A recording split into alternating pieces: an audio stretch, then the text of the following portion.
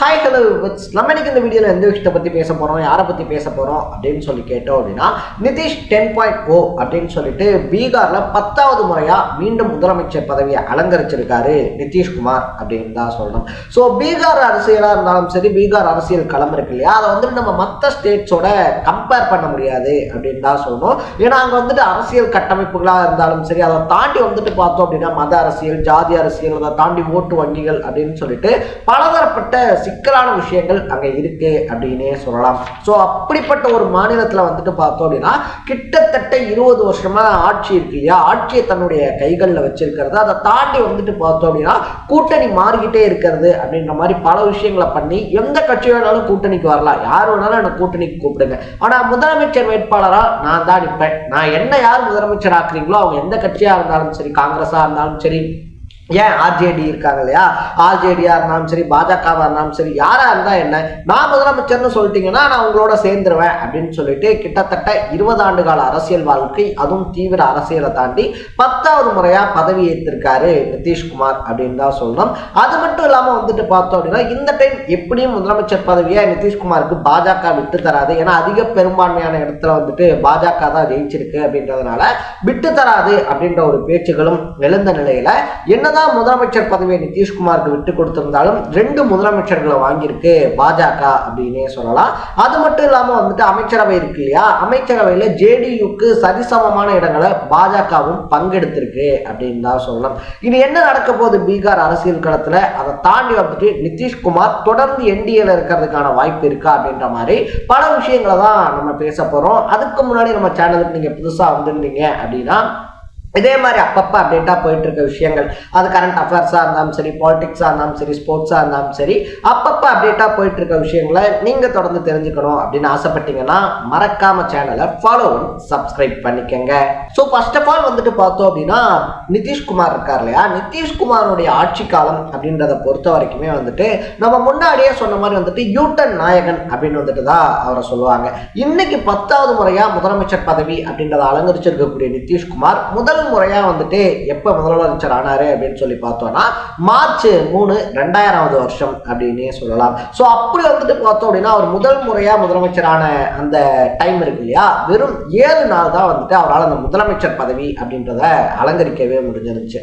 So அப்படி இருந்தவர் அதுக்கப்புறமா தான் வந்துட்டு பார்த்தோம் அப்படின்னா தீவிர அரசியல், அதை தாண்டி தன்னுடைய அரசியல் பார்வை அப்படின்றத மாற்றி யோசிச்சாரு அப்படின்னு சொல்லணும். ஸோ நம்ம வந்துட்டு பீகார்ல தனிப்பெரும் கட்சியா ஆட்சி அமைக்கிறது, இல்லை தனிப்பெரும் கட்சியா வந்துட்டு ஆட்சியை பிடிக்கிறது அப்படின்றதெல்லாம் முடியாதுன்றதுனால பாஜகவோட தான் முதல்ல வலுவான கூட்டணி அப்படின்றத ஏற்படுத்தி இருந்தாரு. ஸோ கரெக்டா வந்துட்டு பார்த்தோம் அப்படின்னா அவருடைய அரசியல் வளர்ச்சியும் லல்லு பிரசாத் யாதவ் இருக்கார் இல்லையா, அவர் அரசியல் வீழ்ச்சியும் ஒரே காலகட்டத்தில் நடந்துச்சு அப்படின்னு தான் சொல்லணும். ஏன்னா இவருக்கு முன்னாடி கிட்டத்தட்ட 15 வருஷங்கள் வந்துட்டு பார்த்தோம்னா லல்லு பிரசாத் யாதவ் தான் பீகாரை தன்னுடைய கண்ட்ரோல்ல வச்சிருந்தாரு.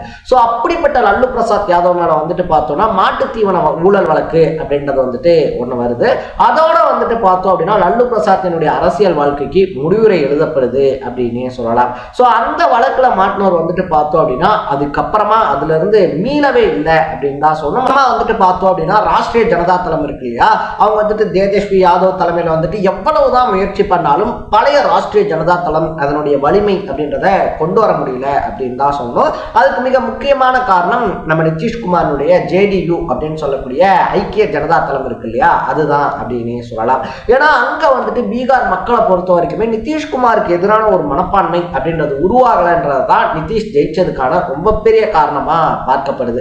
என்னதான் ஹரியானால ஓட்ட திருடிட்டாங்க, பாஜக வந்துட்டு ஓட்ட திருடி ஜெயிச்சிட்டாங்க அப்படின்னு சொல்லி சொன்னாலும் கூட நிதிஷ்குமாருடைய 2வது 3வது ஆட்சி காலகட்டங்கள் இருக்கு இல்லையா, அப்ப வந்துட்டு அவர் முன்னெடுத்த பல நலத்திட்டங்கள், அது ரோடு போடுறதா இருந்தாலும் சரி, அதை தாண்டி வந்துட்டு பீகாருடைய பெண்கள் இருக்காங்க இல்லையா, பெண்களுடைய ஓட்டு அப்படின்றத நிதிஷ்குமார் பெரும்பான்மையா பிடிச்சிட்டாரு. பெண்கள் மனசுல வந்துட்டு நிதிஷ்குமார் வந்துட்டு ஒரு புரட்சி நாயகன் அப்படின்ற பிம்பத்தை ரொம்ப ஸ்ட்ராங்கா கட்டமைச்சிருக்காரு அப்படின்னு தான் சொல்லணும். ஏன்னா வந்துட்டு போன டைம் ஜெயிச்சதை விட இந்த டைம் கூட்டணி வந்துட்டு 77 இடங்கள் அதிகமாக ஜெயிச்சிருக்கு. அதுல பெரும்பான்மையான தொகுதிகளில் வந்துட்டு பார்த்தோம்னா பெண்கள் ஓட்டு அப்படின்றது ஐக்கிய ஜனதா தளத்துக்கும் பாஜகவுக்கும் விழுந்திருக்கு. ஸோ பல கட்சிகள் கூட வந்துட்டு பார்த்தோம் அப்படின்னா குற்றச்சாட்டு அப்படின்றத வச்சிருந்தாங்க இல்லையா, உலக நாடுகள் அதாவது உலக பேங்க் இருக்கு இல்லையா, வேர்ல்டு பேங்க்ல இருந்து கடன் வாங்கின பணத்தை பெண்களுடைய அக்கௌண்ட்ல வந்துட்டு நிதிஷ்குமார் போட்டாரு அப்படின்னு சொல்லிட்டு ஸோ அந்த இஷ்யூ ஒரு பக்கம் போய்கிட்டு இருந்தாலும் பல நலத்திட்டங்கள் வந்துட்டு பெண்களை முன்னிலைப்படுத்தி பெண்களுக்கு வந்துட்டு சைக்கிள் தரது அப்படின்ற மாதிரி பெண்களை மையப்படுத்தி பெண்களுக்காக பல நலத்திட்டங்கள் அப்படின்றத உருவாக்குனதுதான் நிதிஷ்குமாருடைய ஆட்சி வந்துட்டு அகற்ற முடியாத ஒரு அளவுக்கு வந்துட்டு ஒரு அரணா மாறினதுக்கான காரணம் அப்படின்னு சொல்லப்படுது. அதை தாண்டி வந்துட்டு அரசியல் நெகிழ்வுத்தன்மை அப்படின்னு சொல்லிட்டு இருக்கு இல்லையா, மறுபடியும் சுத்தி அந்த ஒரு இடத்துக்கு தான் அரசியலாய்வாளர்கள் எல்லாமே வராங்க. பொதுவா மாநிலத்துல 2 கட்சி இருக்கு அப்படின்னா இந்த 2 கட்சியும் கூட்டணி சேரவே சேராது. லைக் தமிழ்நாட்டுல திமுக அதிமுக இருக்கு அப்படின்னா திமுக ஒரு பக்கம் கூட்டணி சேருவாங்க, அதிமுக ஒரு பக்கம் கூட்டணி சேர்த்துக்கிட்டு இருப்பாங்க. ஆனா திமுகவும் அதிமுகவும் சேருமா அப்படின்னு சொல்லி கேட்டோம்னா சேராது அப்படின்னு சொல்லுவோம் இல்லையா. பட் நம்ம நிதிஷை பொறுத்த வரைக்கும் அப்படியெல்லாம் கிடையாது. யாரா இருந்தாலும் சரி அவருக்கு முதலமைச்சர் பதவி வேணும். இப்ப என்டிஏவோட இருந்துகிட்டு இருக்காரு அப்படின்னு சொல்லி வச்சுக்கோங்க, திடீர்னு அவருடைய முதலமைச்சர் பதவிக்கு ஆபத்து அப்படின்னு சொல்லி அவர் கெஸ் பண்ணிட்டாருன்னா மகாபந்தன் கூட்டணி அதாவது காங்கிரஸ் ஆர்ஜேடியோட சேர்ந்து பார்த்தோம் அப்படின்னா கூட்டணி அமைப்பாரு. கொஞ்ச நாள்ல திடீர்னு பார்த்தோம் அப்படின்னா அந்த ராஷ்டிரிய ஜனதா தளம் மகாபந்தன் கூட்டணியில இருந்து வெளியே வந்து மறுபடியும் பாஜக ஆதரவோட ஆட்சி அமைப்பாரு. ஸோ இப்படி வந்துட்டு பார்த்தோம் அப்படின்னா அரசியல் கணக்குகள் போடுறதுல வள்ளுவரா இருக்காரு அப்படின்றதுனாலதான் அவர் இவ்வளவு நாள் அந்த குதிரையை வெற்றிகரமா ஓட்ட முடியுது அப்படின்னு சொல்றாங்க. இதை தாண்டி வந்துட்டு பார்த்தோம் அப்படின்னா இந்த டைமும் முதலமைச்சர் பதவி அப்படின்றத எடுத்திருக்கக்கூடிய நிதிஷ்குமார் பாஜகவுக்கு 2 துணை முதலமைச்சர் பதவி அப்படின்றத கொடுத்திருக்காரு. அதன்படி வந்துட்டு பார்த்தோம் அப்படின்னா சாம்ராட் சௌத்ரி இருக்கார் இல்லையா, அவர் ஒரு துணை முதலமைச்சராகவும் விஜய்குமார் சின்ஹா ஒரு துணை முதலமைச்சராகவும் பதவி ஏற்றிருக்காங்க அப்படின்னு தான் சொல்லணும். இதை தாண்டி வந்துட்டு பார்த்தோம் அப்படின்னா பிஜேபி சைட்ல மங்கள் பாண்டே, திலீப் குமார் ஜெய்ஸ்வால், நிதில் நவீன், ராம் கிருபால் யாதவ், சஞ்சய் சிங் திகார், அருண் சங்கர் பிரசாத், அதை தாண்டி சுரேந்திர மேத்தா அப்படின்னு சொல்லிட்டு இவங்க உட்பட பல புதுமுகங்கள் அண்ட் அதை தாண்டி அனுபவம் வாய்ந்தவர்கள்னு சொல்லிட்டு பாஜக இருக்காங்க இல்லையா, பாஜக அவங்களுடைய எம்எல்ஏக்களுக்கு அமைச்சர் பதவி அப்படின்றதையும் கொடுத்து அழகு பார்த்திருக்கு அப்படின்னு தான் சொல்லணும். பாஜகவை பொறுத்த வரைக்குமே வந்துட்டு முதலமைச்சர் பதவியை தாண்டி பீகார்ல முதல் டைமா வந்துட்டு பார்த்தோம்னா தனிப்பெரும் கட்சியா உருவாயிருக்கிறது இருக்கு இல்லையா, அது அந்த கட்சி பாசிட்டிவான விஷயமா பார்க்குது அப்படின்னு சொல்லலாம். ஸோ தனிப்பெரும் கட்சியா உருவாகி இருக்கக்கூடிய இந்த ஒரு சுச்சுவேஷன்ல நிதிஷ்குமார் இருக்காங்க, நிதிஷ்குமார் கிட்ட நம்ம முதலமைச்சர் பதவி அப்படின்றத கேட்டு கட்சியினுடைய பேரையும் கூட்டணியையும் கெடுத்துக்க வேணாம் அப்படின்றதுனாலதான் நிதிஷ்குமாருக்கு இந்த டைமும் முதலமைச்சர் பதவியை விட்டு கொடுத்திருக்கு பாஜக அப்படின்னு சொல்லலாம். ஸோ அசைக்க முடியாத ஆதரவு, அதை தாண்டி கூட்டணி கட்சிகளுடைய பலம், இது எல்லாத்தையும் தாண்டி மக்களுடைய நம்பிக்கை அப்படின்றத வாங்கியிருக்கக்கூடிய நிதிஷ்குமார் 10வது டைமா முதலமைச்சரா பதவி ஏற்றிருக்காரு. ஸோ இந்த டைம் அவர் எப்படி ஆட்சி நடத்த போறாரு, இந்த முழுமையான 5 வருஷத்தையும் பாஜகவோட இருக்க போறாரா அப்படின்றத நம்ம பொறுத்து இருந்தா பார்க்கணும்.